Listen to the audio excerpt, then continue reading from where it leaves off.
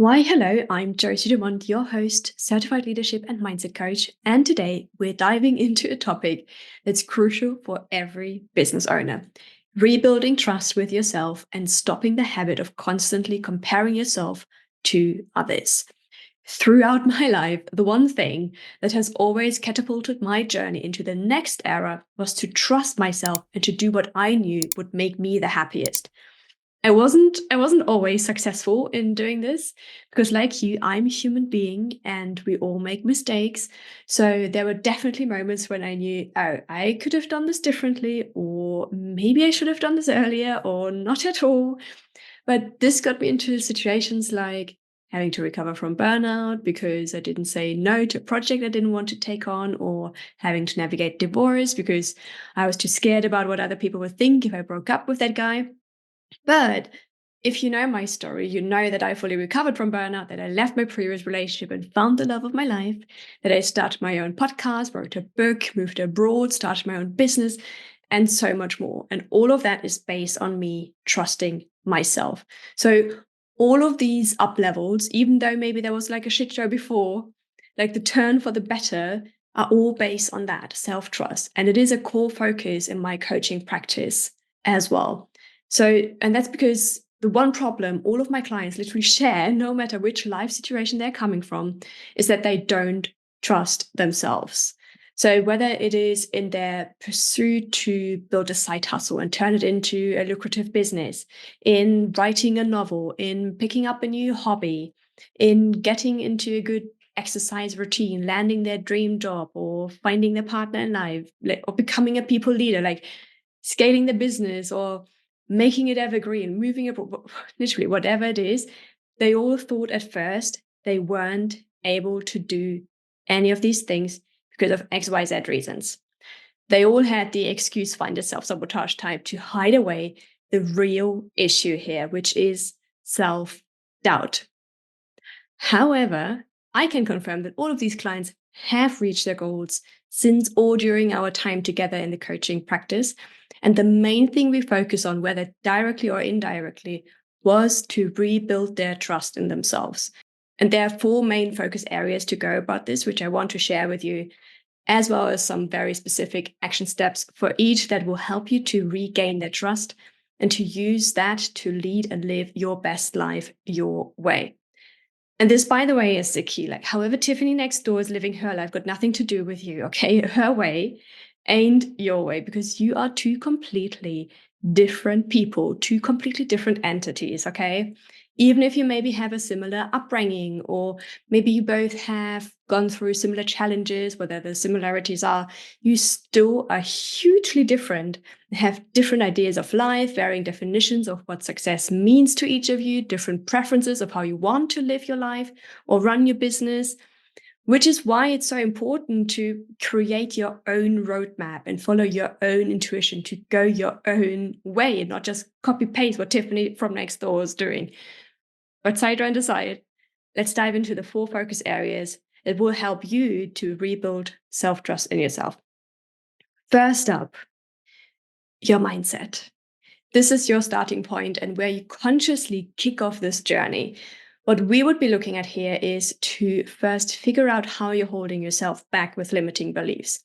So, for example, you might be thinking, "Oh shit, my idea is not good enough, I think," or someone else already has done this. There's like no point for me in trying, or only people who have or do X can do this or have this kind of success, or I don't have what it takes, and so on and so on. This, and I'm brutally honest here, is you giving up on yourself even before trying. Why? Because you don't want to be disappointed in case you might fail. But you don't actually know that, right? It's more like a security kind of like mechanism or safety mechanism that you put in place. But I can tell you right now that the only time you ever really fail is when you never even try, or when you give up after the first fail. Like, that's when you actually fail. If you stay persistent one way or another, you will eventually see the fruit of all of your labor. So it is important to really create that mental shift in your way of thinking to get you to more of a growth and positive mindset. And for this to happen, first you need to know your limiting beliefs. You need to be self-aware of them. You can take my free quiz linked in the description box below to find out your self-sabotage type if you don't know already. And then we get to the actual shifting. That's also not only happening in your mind, but also your actions. Like your brain needs to see you doing things differently. Otherwise, you can think new thoughts as much as you like, but we need literally hard as proof, okay? Which leads to the focus area 2, which is action taking. Do the scary thing. Push yourself gently, ever so gently, outside of your comfort zone and teach yourself that you can do new things or hard things. By consistently taking steps towards your goals, you build evidence of your capability and reliability. So start small with manageable actions to gain momentum and confidence. And each completed task, no matter how small, reinforces your trust in your ability to achieve your larger objectives. So action creates progress, and progress builds self-trust. So do ask yourself right now, what is one thing you have been maybe putting off out of fear of not being good enough? Or have you always been wanting to be a guest on a podcast? Like reach out to the host.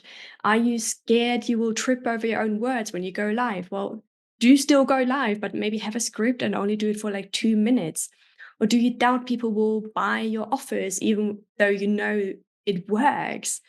Still go out and sell it on your stories today. The key here is to one, start small, and to two, start somewhere. We're not looking for perfection or immediate results or overnight success. We're looking for creating familiarity with the unknown to build that self-trust that you actually can go there. And what do we mean with there? Like go where, okay? So this is where we look at step 3 or focus area 3, leadership. And for this part, I want to share some questions with you to ponder on, okay? So question number 1, what matters most to you? Question 2, what is your vision and big goal in life and business? And question 3, what are you willing to take a stand for and why?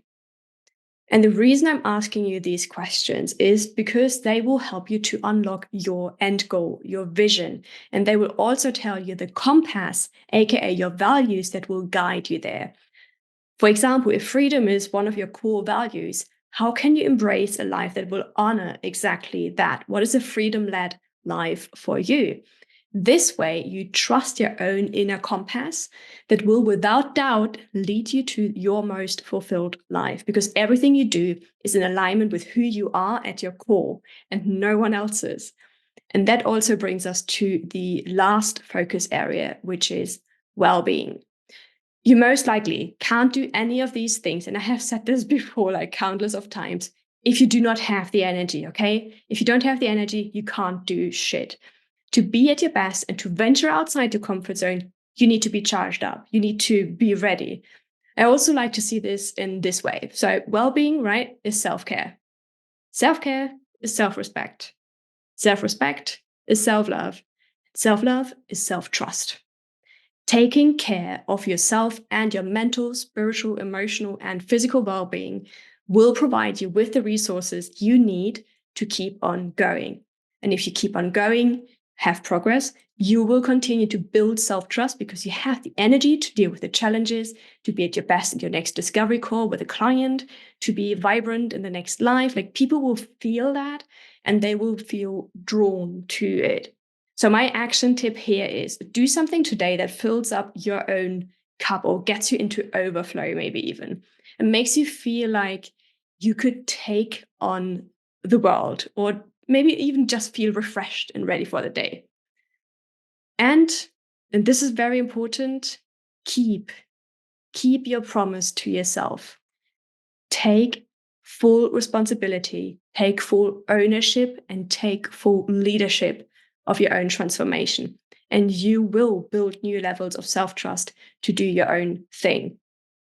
Taking action in any of these areas will shift your focus away from anyone else, like Tiffany, and back to yourself and what you can do to make it happen.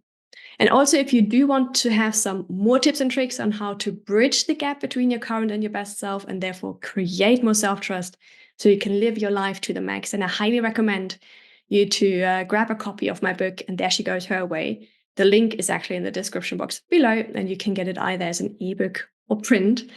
But the cool thing is that it's also not just a book, like it gets you right into action taking, because you know, like this podcast is all about taking action and really getting into the grid of it, not just listening to it blindly and forgetting about it, but to take what resonates and implement it so you can see results as you go. So if you enjoyed this episode, then please leave a like. It means the world to me.